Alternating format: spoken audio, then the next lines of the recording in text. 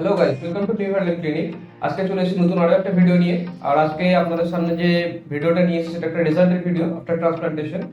ওনার surgery হয়েছিল last year August মাসে। 6 মাস ওনার complete হয়ে গেল আজকে। চলুন 6 মাসে কতটা কি চুলের গ্রোথ এসেছে, কতটা রেজাল্ট এসেছে আপনাদের সঙ্গে আজকে শেয়ার করবো ভিডিওতে। আর পেশেন্টের সাথে কিছু কথা বলে নেব। সার্জারি তো মোটামুটি 6 মাস তো হয়ে গেল। হ্যাঁ, তো রেজাল্ট কিরকম কি এসেছে বলে আপনার কি মনে হচ্ছে? তো আমার তো এখন খুব ভালোই লাগছে। আচ্ছা। আগে আপনার যখন কোথাও বাইরে হলে ক্যাপ পরে বার হতো, এখন সেটা ক্যাপ না পরে বার হচ্ছে, একটা ভালো ফিল করছি খুব। আচ্ছা। আর সার্জারির পরের থেকে এই যে রেজাল্ট আসা পর্যন্ত এখন 6 মাস যে হলো, এর মধ্যে আপনি কি কি ট্রিটমেন্ট নিয়েছেন? এর মধ্যে পিআরপি নেওয়া হয়েছে, এই বিআরপি সেশন চলছিল। হ্যাঁ।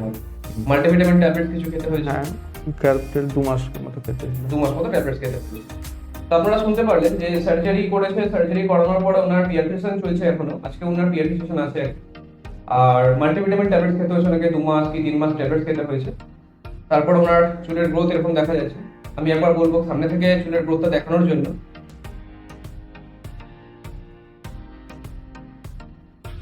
আপনারা দেখতে পাচ্ছেন একদম ন্যাচারাল লুকিং ডেন্সিটি ওনাকে দেওয়া হয়েছে। সামনে থেকে যে জিগজ্যাগ প্যাটার্ন, যে hair line, natural hair line আছে সেটা দেওয়া হয়েছে, যাতে করে ওনাকে কিন্তু দেখে একদমই মনে হচ্ছে না যেটা হেয়ার ট্রান্সপ্লান্টেশন করেছে বা কিছু করেছে উনি। এখানে কোনো রকম সার্জারি হয়েছে।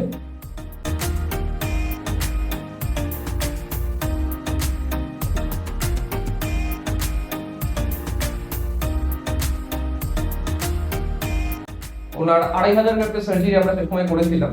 আর ওনার যে বিফোর যে ছবি আছে, সার্জারির আগে যে ছবি ছিল, সেগুলো আমরা আপনাদের সঙ্গে শেয়ার করে নেব।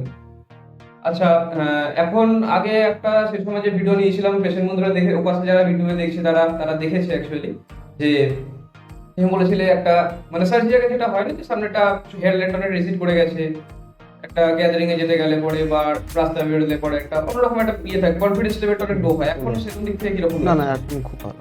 খুব ভালো হ্যাঁ, লাগছে। খুব ভালো।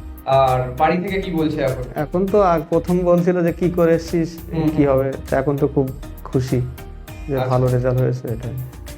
আর একটা কথা যেটা, সেটা ওপারে যারা ভিডিও দিচ্ছে তাদের উদ্দেশ্যে তুমি কি বলতে চাও? নিজের এক্সপিরিয়েন্সটা একটু শেয়ার করে দাও। নিজের এক্সপিরিয়েন্স বলতে যদি কেউ এই সমস্যায় কেউ ভোগে, তো আমার তো মনে হয় ট্রান্সপ্লান্ট করাই ভালো। যেহেতু অন্য কোনো ট্রিটমেন্ট করে তো আমরাও তো করেছি, প্রথম থেকে অনেক ট্রিটমেন্ট করে যেখানে কোনো ফল আমরা পাইনি, সেক্ষেত্রে হেয়ার ট্রান্সপ্লান্ট করাই ভালো। আমি তো সেটাই বলবো, যদি কেউ এই সমস্যায় ভোগে। কেন সার্জারির পরে কি কি কমপ্লিকেশনে ভুগতে হয়েছে? না, অনেকে আছে না, অনেকেই বলে এরকম ধরনের কথা, মানে পেশেন্ট যারা আমাদের কাছে কনসালটেশনে আসে তারাও বলছে আফটার সার্জারি এরকম এরকম প্রবলেম হতে পারে, বিভিন্ন রকম না, যে সাইড এফেক্ট, হ্যাঁ এরকম আমার কোনো সমস্যা হয়নি তো, কোনো অল্প কয়েকদিনের জন্য ওই ব্যথা একটু অল্প ছিল, তারপরে আর কোনো সমস্যা হয়নি। আচ্ছা, ঠিক আছে। ওকে, থ্যাংক ইউ এত সুন্দর একটা রিভিউ আমাদের সাথে শেয়ার করার জন্য।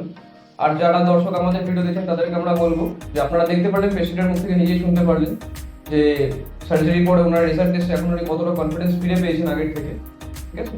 আর আপনারা যারা এখনো পর্যন্ত আমাদের ইউটিউব চ্যানেলকে সাবস্ক্রাইব করেনি তারা সাবস্ক্রাইব করে দিন, যাতে আরো বেশি করে ভিডিও দেখতে পারেন। নিজেদের যদি কোনো প্রবলেম থেকে থাকে বা ফ্যামিলিতে বা পরিচিতদের মধ্যে যদি এরকম কেউ প্রবলেম ফেস করছেন মনে হয়, তাদের সঙ্গে ভিডিওগুলো শেয়ার করুন, তারাও জানতে পারবে, বুঝতে পারবে এবং ট্রিটমেন্ট করাতে পারবে। ঠিক আছে? তো আজকের মতো ভিডিও এই পর্যন্ত, দেখা হচ্ছে পরে।